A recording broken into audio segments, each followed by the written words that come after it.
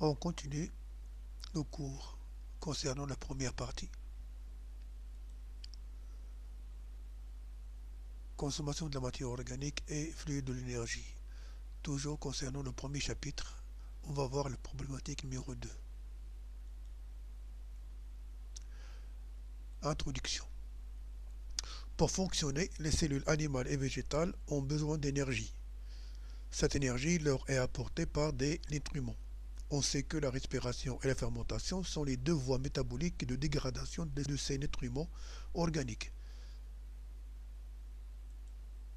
On cherche à poser des questions. Bien sûr, comme toujours, vous devez arrêter la vidéo pour chercher vous-même les questions. Comme première question, comment ces cellules transforment les nutriments en ATP nécessaires à leur activité? Et quelles sont les étapes des deux voies métaboliques, respiration et fermentation?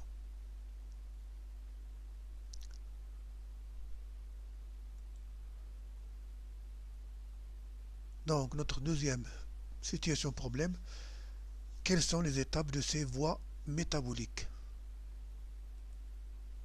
On va voir le devenir du glucose dans la cellule, les étapes de la respiration et les étapes de la fermentation.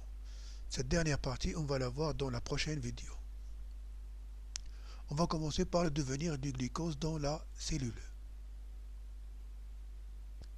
Comme première activité, quel est donc le devenir du glucose dans la cellule? On a un document. Pour pouvoir préciser le devenir du glucose dans la cellule, on analyse les résultats des expériences suivantes. Expérience numéro 1. On prépare une culture de levure qu'on met dans deux milieux différents, nutritifs différents, l'un aérobique, c'est-à-dire contenant de l'oxygène, l'autre anaérobique, contenant du glucose radioactif marqué au carbone 14. Et ensuite le devenir du glucose dans les cellules de levure en réalisant des prélèvements effectués au temps T1, T0, T1, T2, T3 et T4, permettant ainsi de noter l'apparition de nouvelles substances radioactives, dont les résultats sont représentés dans le tableau suivant. Donc on a le temps, T0 jusqu'à T4, le milieu extérieur, le milieu anaérobie, dans le cas du milieu anaérobie, et dans le cas du milieu aérobie. Comme question, en exploitant les données du document, que peut-on conclure sur le devenir du glucose dans la cellule et du lieu de dégradation du substrat utilisé? Repérer au cours du temps les différents lieux où est localisée la radioactivité. Deuxième question, que peut-on déduire sur le devenir du glucose lors des deux mécanismes? Donc, comme toujours, arrêtez la vidéo, cherchez à répondre tout seul bien sûr à ces questions. Après, vous pouvez bien sûr redémarrer la vidéo et continuer votre cours et ainsi corriger vos réponses. Donc si on répond à la première question, que peut-on conclure concernant les données du tableau? D'après les données du tableau, on constate que dans le milieu anaérobie, ça c'est le départ, ça c'est l'arrivée. Donc au temps T0, on observe qu'il n'y a que du glucose dans le milieu extérieur. Donc à l'intérieur, il n'y a pas de glucose. Au temps T1, le taux du glucose du milieu extérieur diminue et on voit apparaître dans l'hyaloplasme. Cela signifie que le glucose est entré dans les cellules. Au temps T2, la radioactivité se retrouve dans de nouvelles molécules, les molécules de pyruvate. Donc le glucose a été transformé en pyruvate dans l'hyaloplasme. Au temps T3 et T4, dans l'hyaloplasme, la radioactivité est retrouvée dans de nouvelles molécules, c'est-à-dire que le pyruvate se transforme en alcool, éthanol et en dioxyde de carbone, émis dans le milieu extérieur. C'est pourquoi on trouve ici le CO2 au temps T4. Dans le cas du milieu aérobique, c'est-à-dire en présence d'oxygène, au temps T0, on observe toujours qu'il n'y a pas de glucose que dans le milieu extérieur. Au temps T1, le taux de glucose du milieu extérieur diminue et on voit apparaître dans l'hyaloplasme. Cela signifie que le glucose est entré dans les cellules. Au temps T2, la radioactivité se retrouve dans de nouvelles molécules, telles les molécules de pyruvate. Donc le glucose a été transformé en pyruvate dans l'hyaloplasme, puis on observe qu'il apparaît progressivement dans la matrice mitochondriale. Autant T3 et T4, dans la matrice de la mitochondrie, la radioactivité est retrouvée dans de nouvelles molécules, c'est-à-dire que le pyruvate se transforme progressivement en acide de Krebs et en dioxyde de carbone, émis dans le milieu extérieur. Qu'est-ce qu'on peut déduire sur le devenir du glucose lors des deux mécanismes? On déduit que dans les deux milieux, aérobique et anaérobique, le glucose subit une dégradation. Une dégradation totale lors de la respiration, il ne reste que le CO2 et l'eau, et partielle dans le cas de la fermentation, puisqu'il reste l'alcool qui est toujours une matière organique potentiellement riche en énergie. On constate aussi que les réactions de dégradation du glucose commencent dans le hyaloplasme, appelées glycolyse, sont identiques dans le cas des deux mécanismes, et on déduit que la glycolyse est une étape commune entre la respiration et la fermentation, puisqu'elle se déroule dans le hyaloplasme des cellules. Comme conclusion, la première étape de la respiration et de la fermentation, appelée glycolyse, a lieu dans le hyaloplasme, substance visqueuse contenue dans le cytoplasme, où le glucose y est oxydé en acide pyruvique, c'est-à-dire le pyruvate. D'accord. Mais, alors, comment se déroule la glycolyse? Quelles sont les étapes de la glycolyse? Pour comprendre les modifications moléculaires qui ont eu lieu lors du mécanisme de l'oxydation du glucose et les substances finales obtenues, on propose la figure suivante, figure 1, qui donne l'aperçu général des différentes étapes et détaillé des différentes réactions qui se produisent dans l'hyaloplasme lors de la glycolyse. Voilà. Donc là, on a différentes étapes de la glycolyse. Comme question, à partir de ce document, déterminer dans quel compartiment cellulaire se déroule la glycolyse, déterminer à partir des documents les principales étapes de la glycolyse, préciser le type de réaction chimique, oxydation ou réduction subie par le glucose, quel est le bilan, les produits finaux de la glycolyse pour une molécule de glucose consommée, justifier la qualification de la glycolyse de dégradation partielle et anaérobique. À partir des réponses précédentes, proposer une définition et une équation bilan de la glycolyse. Toujours, n'oubliez pas d'arrêter la vidéo et répondre aux questions, puis redémarrer la vidéo pour comparer les réponses. Alors, comme première réponse, dans quel compartiment cellulaire se déroule la glycolyse? Comme on l'a vu précédemment, elle se déroule dans le hyaloplasme. La glycolyse, ou voie d'Obden-Meyerhof, est une dégradation du glucose qui se déroule dans le hyaloplasme à travers une série de 10 réactions biochimiques catalysées par des enzymes spécifiques. Le glucose, qui est un sucre à 6 carbones, se fait dégrader pour produire 2 molécules à 3 carbones chacune, l'acide pyruvique ou pyruvate. Deuxième question, déterminer à partir du document les principales étapes de la glycolyse. Alors si on voit cette série de réactions, on constate qu'on peut le diviser en 3. La première, la deuxième et la troisième. La glycolyse se réalise essentiellement en 3 étapes successives. La conversion du glucose en fructose diphosphate par des réactions enzymatiques avec consommation de 2 ATP pour stabiliser le glucose, clivage du fructose diphosphate en 2 trioses phosphate et chacun subira une déshydrogénation, libération de protons et électrons acceptés par les transporteurs NAD+. Cette oxydation est couplée d'une phosphorylation du triose phosphate en acide glycérique diphosphate. Transformation des 2 acides glycériques diphosphate en 2 acides pyruviques avec libération de 4 molécules d'ATP. En résumé, la dégradation du glucose en 2 trioses phosphate, cette conversion est couplée à une consommation d'ATP, c'est-à-dire 2 ATP, c'est une phase de consommation d'énergie, suivie d'une oxydation de chaque triose phosphate en acide pyruvique.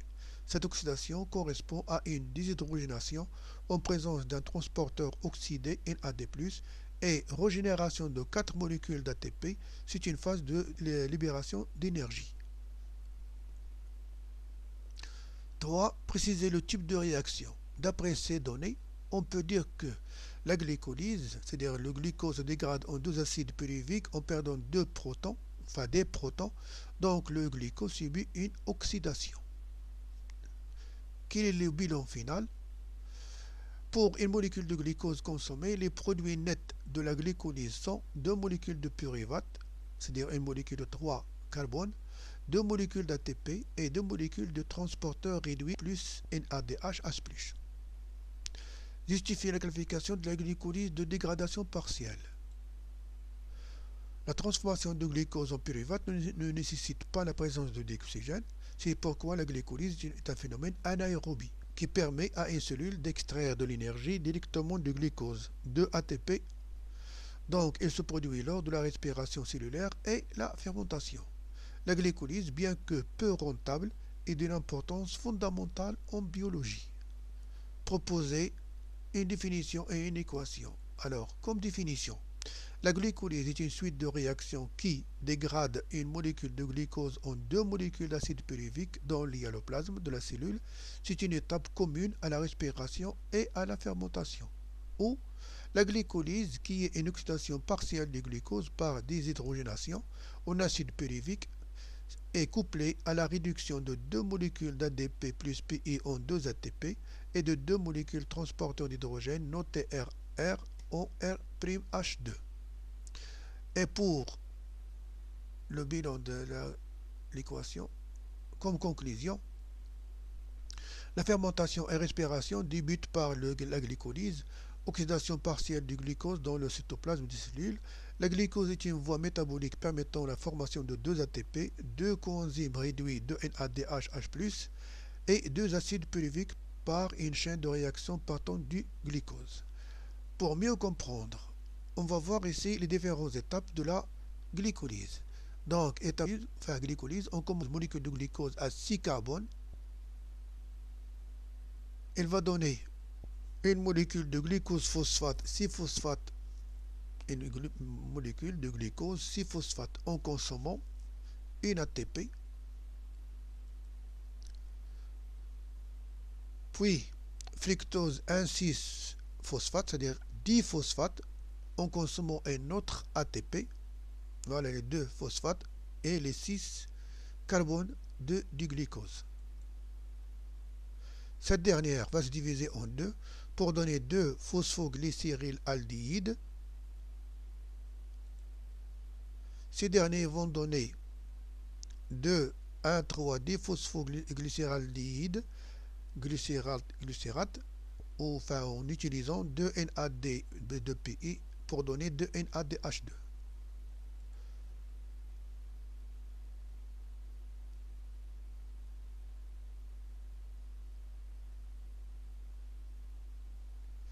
Pour donner 2 phosphoglycérates. Et ces derniers vont produire 2 autres ATP pour donner l'acide pyruvique. Produit final, 2 acides pyruviques. Donc le bilan de la glycolyse, c'est une succession de réactions chimiques qui se déroulent dans l'hyaloplasme et permet l'oxydation d'une molécule de glucose en 2 molécules d'acide pyruvique, 2 NADH2 et 2 ATP. Elle produit 4 et consomme 2. Voilà, elle produit 4 et consomme 2.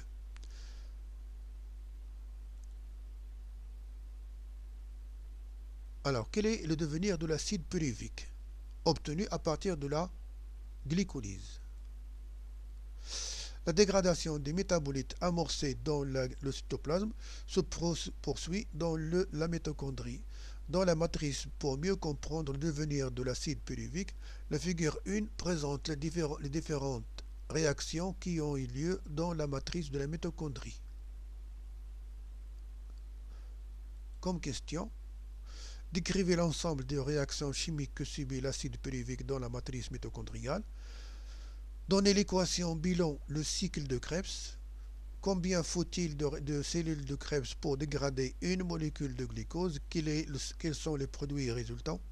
Et quel est le bilan chimique et énergétique de l'oxydation totale d'une molécule de pyruvate dans la matrice?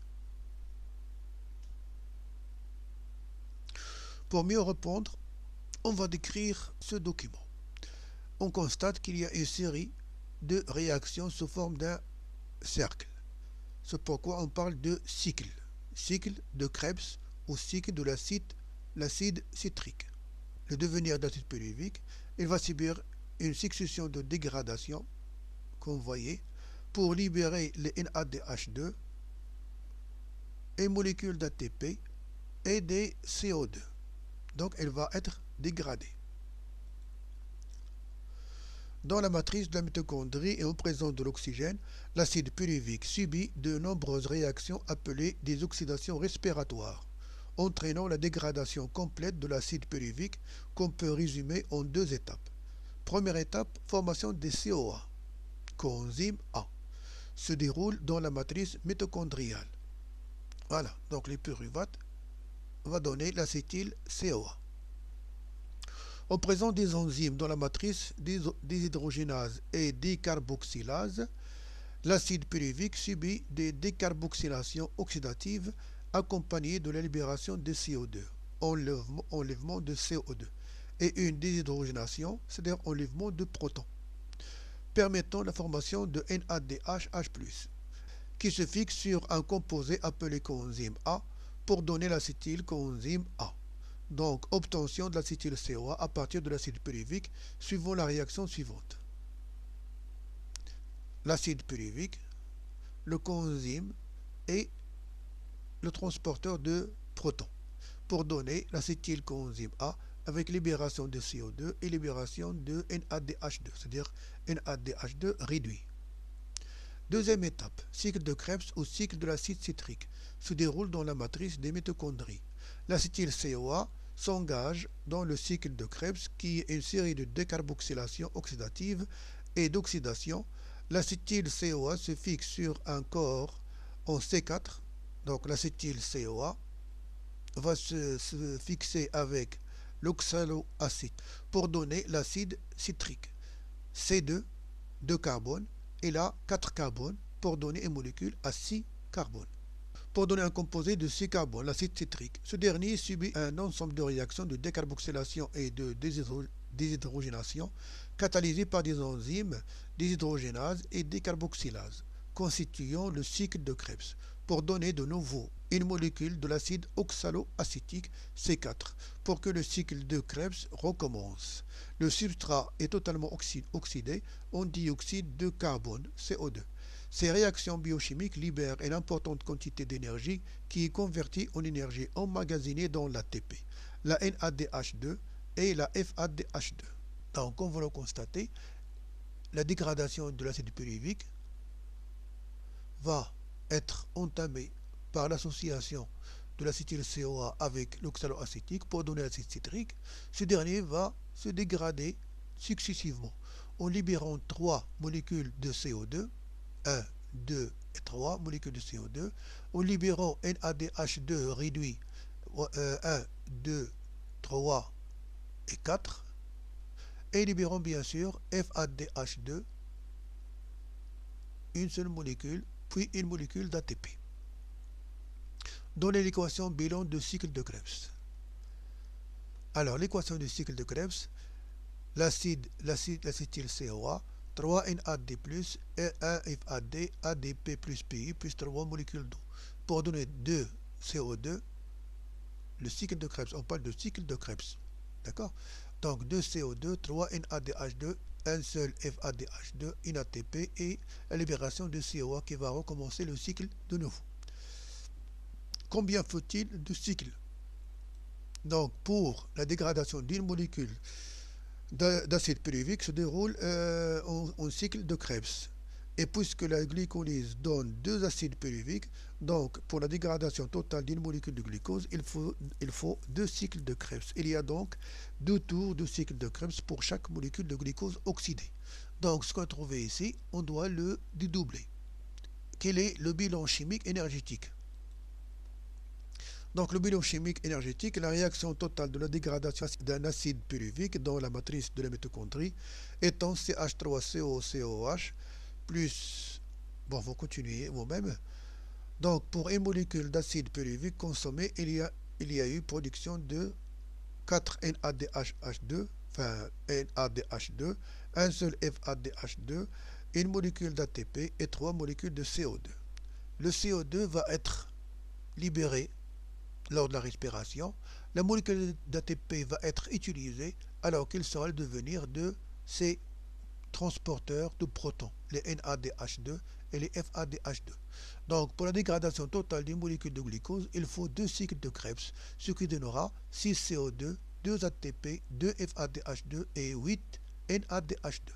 Comme conclusion, la première étape de la respiration cellulaire étant la glycolyse, qui se déroule dans le cytoplasme cellulaire, où le glucose donne 2 molécules de pyruvate. La deuxième étape de la respiration cellulaire, appelée la décarboxylation oxydative, se déroule dans la matrice des mitochondries, dans laquelle le pyruvate est totalement oxydé en dioxyde de carbone dans une suite de réactions d'oxydoréduction appelées cycle de Krebs. Ces réactions sont catalysées par des enzymes, déshydrogénase et décarboxylase. Maintenant, on va voir quel est le devenir des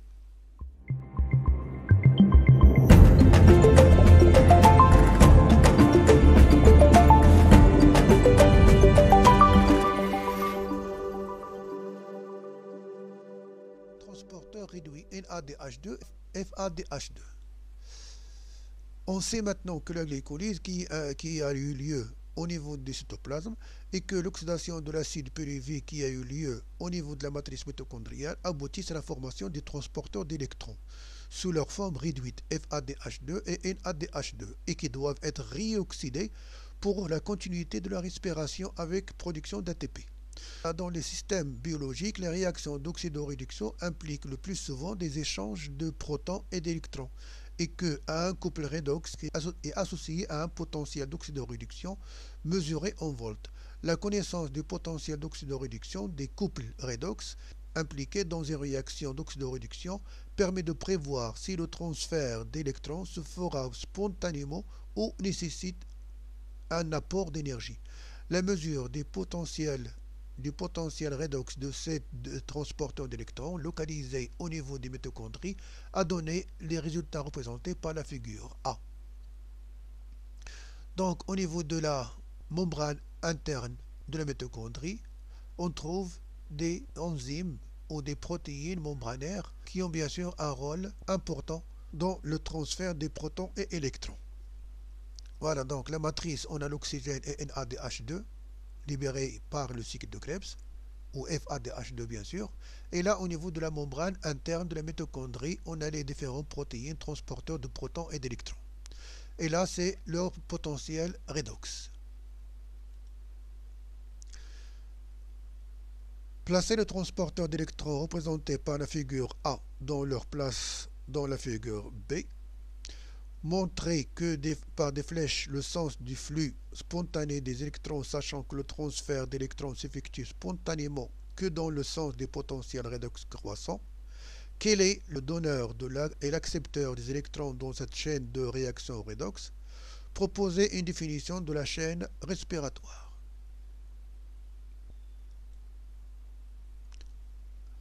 Réponse 1. Placer chaque transporteur d'électrons à sa place en fonction de son potentiel redox. Donc on a ici le NADH2, c'est-à-dire qui a plus 0,32.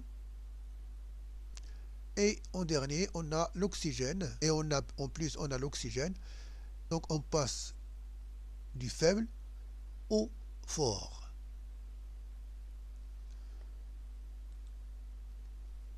Lors de la respiration cellulaire, des électrons sont transportés au niveau de la membrane interne le long d'une chaîne de transporteurs, appelée la chaîne respiratoire, au niveau le plus élevé vers le niveau le plus bas, et à chaque transfert d'électrons, l'électron perd de l'énergie. Observez les flèches. Vous voyez? Donc, le NADH2, en libérant les protons et les électrons, et va le transmettre aux différents protéines membranaires de plus en plus différents d'après leur couple redox, jusqu'au dernier accepteur qui est l'oxygène pour donner bien sûr l'eau, qui est le donneur et l'accepteur final. Alors, le donneur d'électrons qui est le NAD+, qui subit une oxydation selon la réaction NADHH+, pour donner NAD+, plus 2 protons et 2 électrons. L'accepteur final des électrons est l'oxygène qui subit une réduction selon la réaction 1,2O2 plus 2 protons et 2 électrons pour donner H2O. Donc les 2 protons et 2 électrons, les voilà, qui vont s'associer à 1,2O2 pour donner la molécule d'eau, alors que le NAD+ réoxydé va permettre la continuité de la respiration. Proposer une définition de la chaîne respiratoire. La chaîne respiratoire est l'ensemble de diverses protéines membranaires situées dans la membrane interne mitochondriale, assurant le transport des électrons des composés réduits NADHH+, FADH2 par une série de réactions d'oxydoréduction successives, jusqu'au dioxygène qui se trouve alors réduit sous forme d'eau. Quelles sont les conditions de la réoxydation des transporteurs réduits et la production d'énergie? Pour identifier les conditions permettant la réoxydation des transporteurs réduits et la production d'énergie, on se base sur les données suivantes. La figure 1 présente un schéma simplifié de transport d'électrons et la figure numéro 2 présente le trajet des protons et formation d'ATP, et l'expérience 1 et 2 vont bien sûr nous aider à comprendre ces figures. Expérience 1. On traite des mitochondries isolées avec des ultrasons, ce qui provoque le déchirement des membranes internes aux lambeaux qui se referment sur eux-mêmes pour former des vésicules à dose, petits sacs de 100 micromètres de diamètre, des particules submitochondriales. Dans les sphères de l'ATP, les sphères de l'ATP synthase sont orientées vers l'extérieur. Les sphères pédonculées ne sont plus en contact de la matrice, mais au contact du milieu expérimental, qui peut contenir du dioxygène, des coenzymes réduits ADH2O FADH2, de l'ADP et du phosphate inorganique, le PI. On met ces vésicules dans un milieu ou dans des milieux contenant de l'ATP et de l'ATP, l'ADP et du PI avec des pH différents. Le tableau figure 4 présente les résultats obtenus. Une solution enrichie en mitochondries et coenzymes réduits NADHH+, est contenue dans le milieu confiné dépourvu de dioxygène. En injectant une solution d'oxygène qu'on appelle pulse, on étudie son influence sur la concentration en protons du milieu extérieur et on obtient la courbe, la figure 5. Voilà. Pour l'expérience numéro 2. Le traitement des vésicules avec des trypsines, protéases, enzymes catalysant l'hydrolyse des protéines provoque la séparation des sphères de l'ATP synthase et le pédoncule reste enchâssé dans la membrane. On constate alors que, les mêmes conditions que dans l'expérience 1, les vésicules disposant de leur sphère pédonculée ATP synthase sont capables de catalyser la réoxydation de NADH2, la réduction de l'oxygène en H2O et la synthèse de l'ATP, alors que les vésicules dépourvues des sphères catalysant les mêmes réactions chimiques, excepté la synthèse de l'ATP. Les sphères isolées sont incapables de catalyser la réoxydation de NADH2 et la réduction d'oxygène. Et vous avez bien sûr des questions. Donc comme toujours, n'oubliez pas d'arrêter la vidéo pour répondre aux questions, relire le texte, bien sûr, les expériences, et les comprendre et essayer de répondre vous-même, puis redémarrer la vidéo pour mieux comprendre vos réponses. Comme première réponse, on nous demande de donner une équation chimique de la réoxydation de NADH2 et de FADH2 au niveau de la chaîne respiratoire. Donc, comme rappel, on l'a vu déjà tout à l'heure, que la réaction de NADH2 FADH2 pour qu'il soit réoxydé, il va libérer le proton et les électrons. De même, le FADH2 va libérer FAD réoxydé et 2 protons, 2 électrons. La réoxydation du transporteur réduit libère des protons et des électrons E-. En exploitant la figure 1 et 2, déduire le devenir des électrons et protons. Alors, pour déduire le devenir des protons et des électrons, à ce niveau-là, le NADH2 va être réoxydé. Il va libérer bien sûr les électrons et les protons. Les électrons, remarquez ici, ils vont passer vers le milieu intramembranaire, alors que les protons vont être transportés d'un transporteur à un autre. Donc les transporteurs d'électrons NADH2 et FADH2 se réoxydent au niveau de la membrane interne mitochondriale. Cette oxydation est catalysée par la chaîne respiratoire, constituée des complexes enzymatiques 1, 2, 3, 4 et 5, en plus des transporteurs d'électrons C et Q. Les protéines de la chaîne respiratoire qui sont des protéines de la chaîne respiratoire insérées dans la membrane interne de la mitochondrie sont alignées en ordre énergétique. La première molécule a plus d'énergie que la dernière. Les électrons des composés réduits sont transportés jusqu'à l'oxygène en transitant du couple le plus réducteur vers le couple le plus oxydant. Ce transfert d'électrons du NADH2 est exergonique, c'est-à-dire il libère de l'énergie, libérant 222 kJ d'énergie. D'après la figure 2, on sait que la membrane interne est imperméable aux protons. C'est l'énergie libérée graduellement au cours de la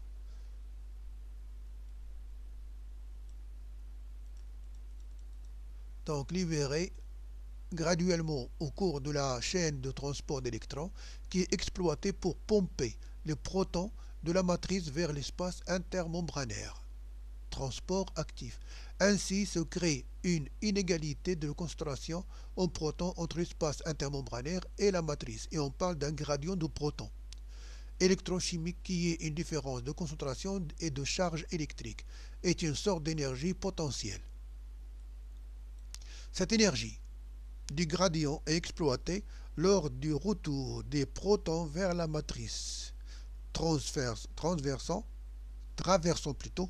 l'ATP synthase sphère pédonculée pour activer la synthèse de l'ATP, ADP plus PI dans l'ATP.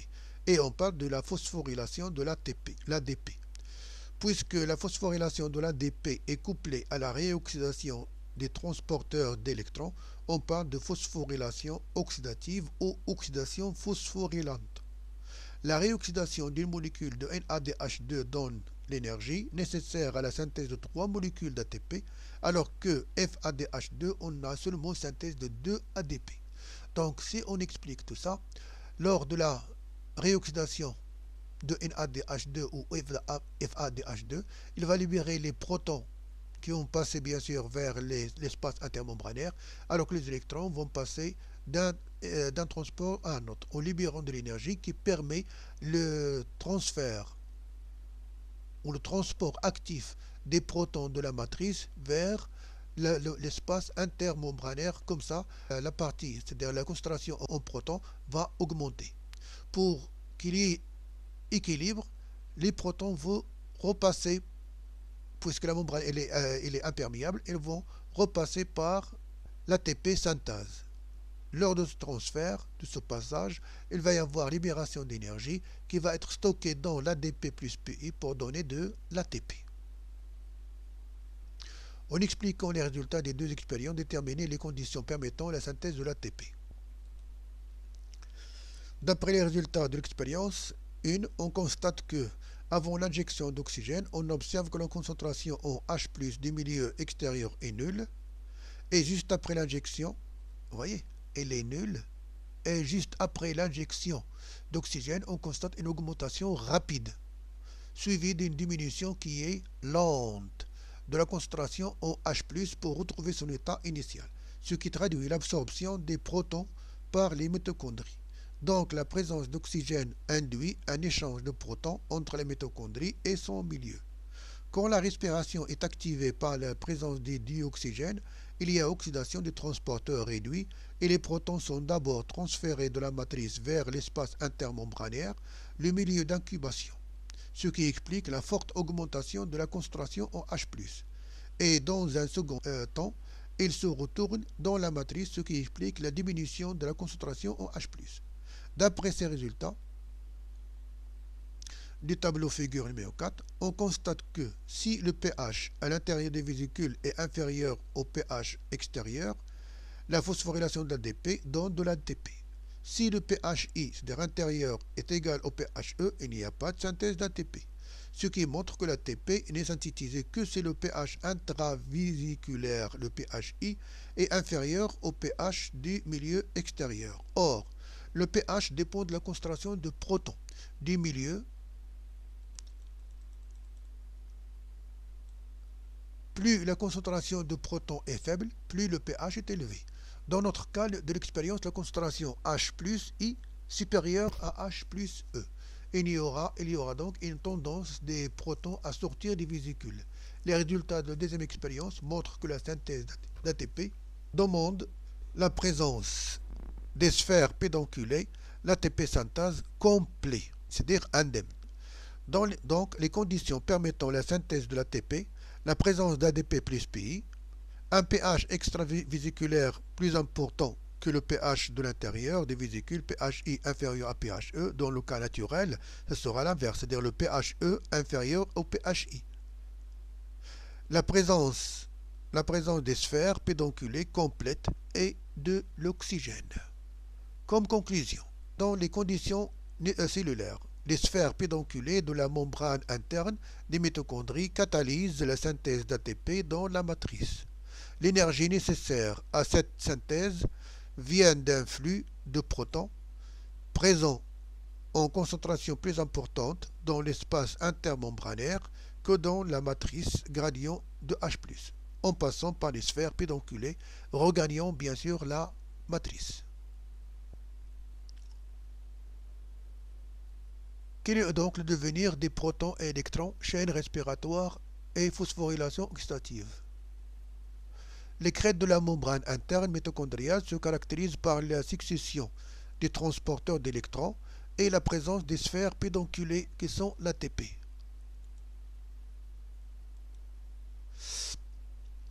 Compléter le schéma, exploiter l'ensemble des données et documents afin de montrer dans un texte correctement rédigé comment est oxydé le transporteur de protons et d'électrons, produit lors de la glycolyse et l'oxydation du pyruvate au cours du cycle de Krebs, ainsi que l'origine de l'ATP produit lors de cette phase. Donner une définition explicative de la phosphorylation oxydative.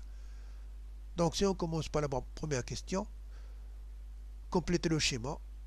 Voilà, on le complète.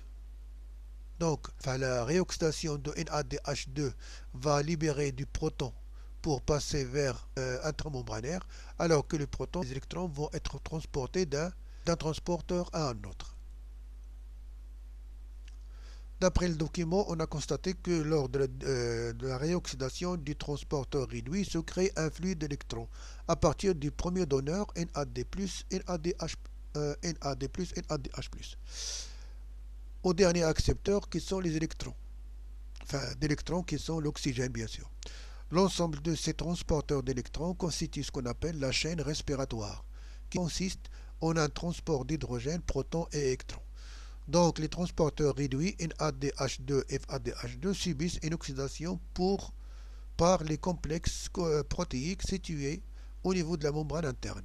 Les électrons, riches en énergie, passent d'un transporteur à un autre et au cours de ce transfert, ils perdent de l'énergie qui sert à pomper des ions H+ de la matrice vers l'espace intermembranaire de la mitochondrie, en plus des protons expulsés lors de la réoxydation. Ces transporteurs, des transporteurs réduits. Il se forme ainsi un gradient de protons transmembranaire électrochimique. La membrane interne étant imperméable aux protons, sauf au niveau de l'ATP synthèse, l'expulsion d'ions H+ entraîne un gradient de pH et l'énergie de ce gradient sera exploitée lors du retour des protons vers la matrice, traversant l'ATP synthèse pour activer la synthèse de l'ATP. C'est-à-dire l'ADP plus l'énergie donnée va donner l'ATP. On parle de la phosphorylation de l'ADP. Cette phosphorylation de l'ADP est couplée à la réoxydation des transporteurs d'électrons. C'est pour cela qu'on parle de la phosphorylation oxydative ou oxydation phosphorylante. Quel est donc le bilan énergétique de la respiration? Au cours de ce transfert d'hydrogène et d'électrons au niveau de la chaîne respiratoire, il y aura progressivement libération d'énergie. À partir de NADH2, la chaîne pourra former 3 ATP, alors qu'à partir de la FADH2, il libère 2 ATP. Complétez le tableau. Donc voilà le tableau. Et quel sera le nombre d'ATP libérés par l'oxydation d'un seul acide pyruvique? Donc d'après nos données, on a ici un tableau qui comprend bien sûr le dialoplasme, où se déroule la glycolyse, la mitochondrie qui comprend la matrice où se déroule le cycle de Krebs et les crêtes des membranes internes où se déroule la chaîne respiratoire. Le substrat utilisé, bien sûr, on sait que c'est le glucose. L'énergie peut être libérée soit d'une façon directe sous forme d'ATP ou soit sous forme indirecte à partir de NADH2 et FADH2. Donc, si on remplit le tableau, on a ici le glucose, dont la matrice va donner 2 acides pyruviques, et dans la chaîne respiratoire, il va y avoir 10 molécules de NADH2 et 2 FADH2. Pour l'ATP, libéré directement, au niveau du dialoplasme, grâce à la glycolyse, on a 2 ATP, et au niveau de la matrice, on a 2 ATP grâce aux 2 cycles de Krebs. Alors que au niveau de la chaîne respiratoire, à partir de ces transporteurs réduits, il va y avoir libération de 32 ATP. Voilà l'explication qu'on peut avoir à partir de ce tableau-là. Quel serait le nombre d'ATP libérés?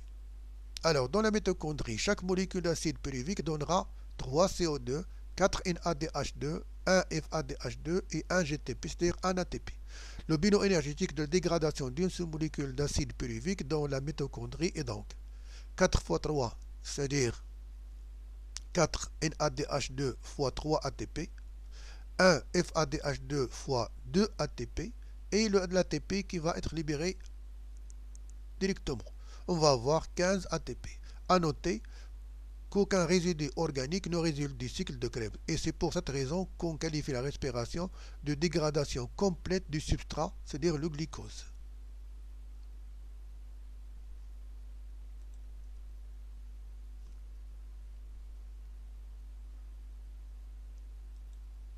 Alors, comme conclusion, le résumé du processus de la respiration. On a vu que la respiration peut se dérouler en 3 étapes. La glycolyse, le cycle de Krebs au niveau de la matrice de la mitochondrie et la chaîne de transport d'électrons au niveau de la membrane interne, c'est-à-dire les crêtes. La première étape, la glycolyse. Cette étape a lieu dans le cytoplasme et correspond à l'oxydation du glucose en pyruvate. Elle est associée à la production d'ATP et de composés réduits suivant les réactions suivantes. Deuxième étape, le cycle de Krebs.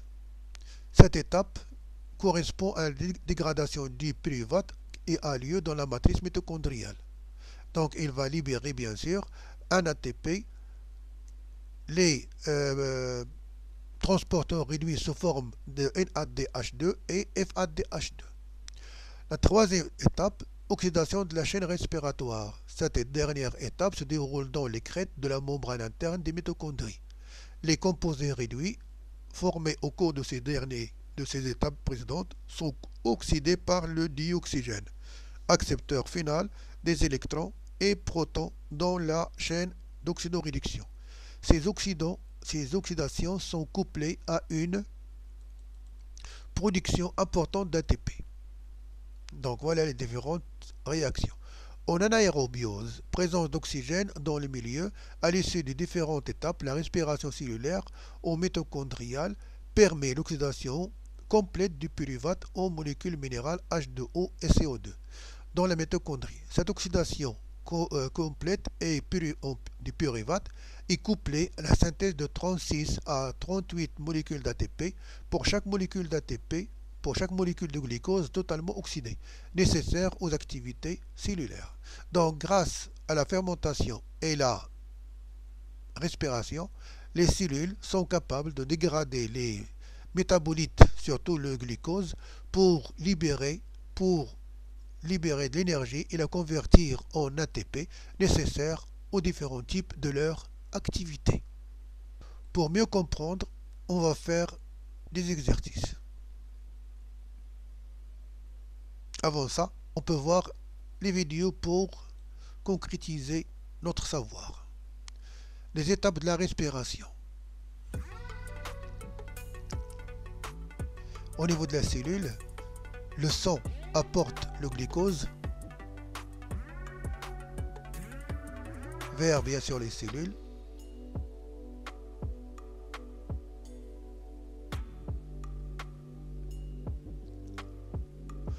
Au niveau des cellules, le glucose pénètre et on présente, lui, bien sûr, le glucose et l'oxygène.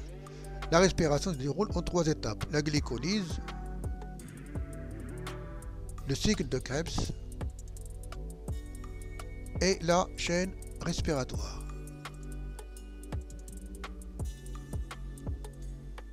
Alors, au niveau de la cellule, dans le hyaloplasme, se déroule la glycolyse. Le glucose à 6 molécules de carbone va se dégrader en 2 molécules à 3 carbones qui sont bien sûr le pyruvate. Et bien sûr va libérer le NADH2 et deux molécules d'ATP. Les transporteurs réduits vont passer bien sûr le pyruvate va passer dans la matrice et va bien sûr se dégrader en libérant de l'ATP et des molécules de NADH2 et FADH2. Ces derniers vont passer vers la membrane interne pour être réoxydés.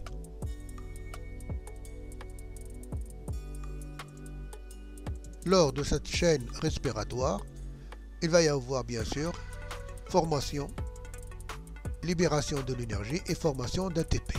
Au niveau bien sûr de l'ATP synthèse avec libération d'eau.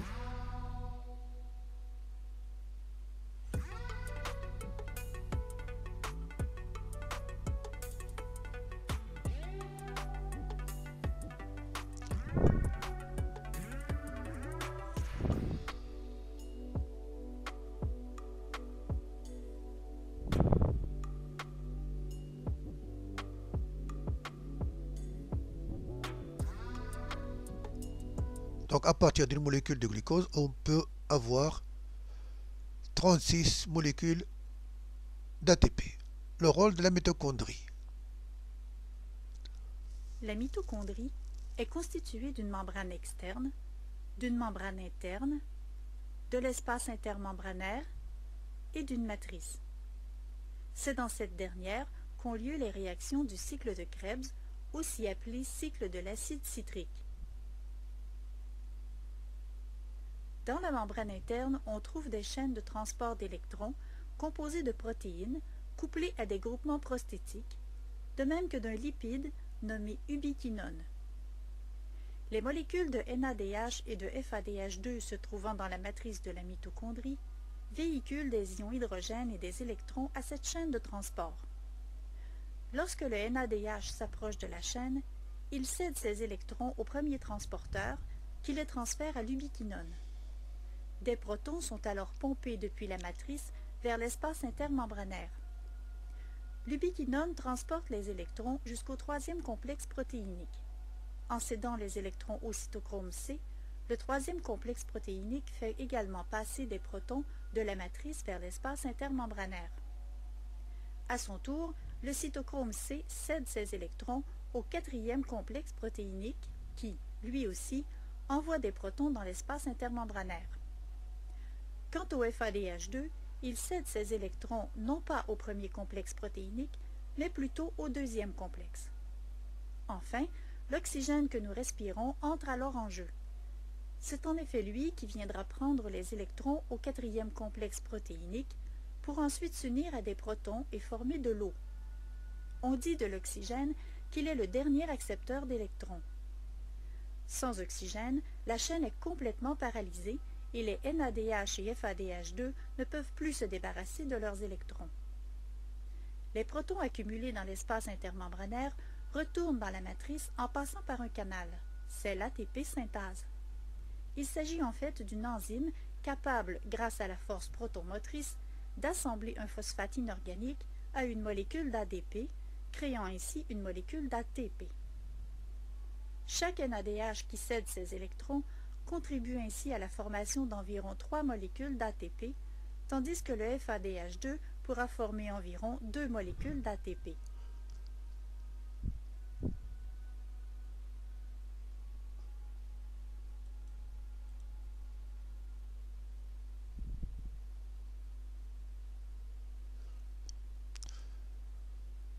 Alors, comme exercice, on va avoir ici 4 exercices. Le premier, un QCM.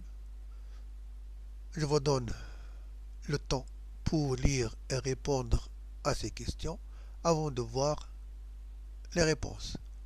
De même, le deuxième exercice et le troisième exercice.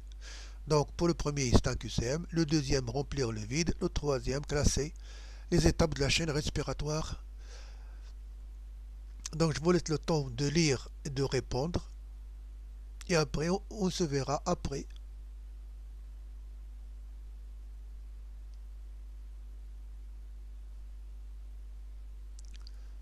Donc comme réponse à la première partie du QCM,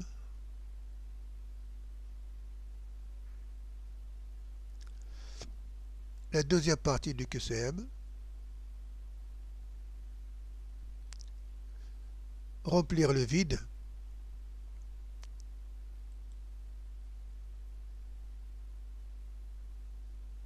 et classer les étapes de la chaîne respiratoire.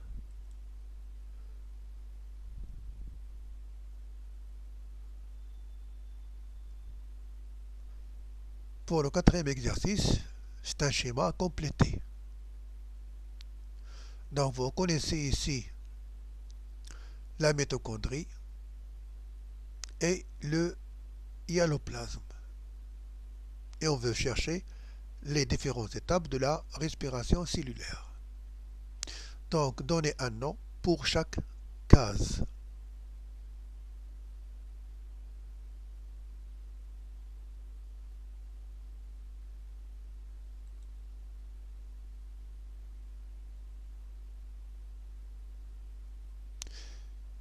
J'espère que vous avez répondu juste.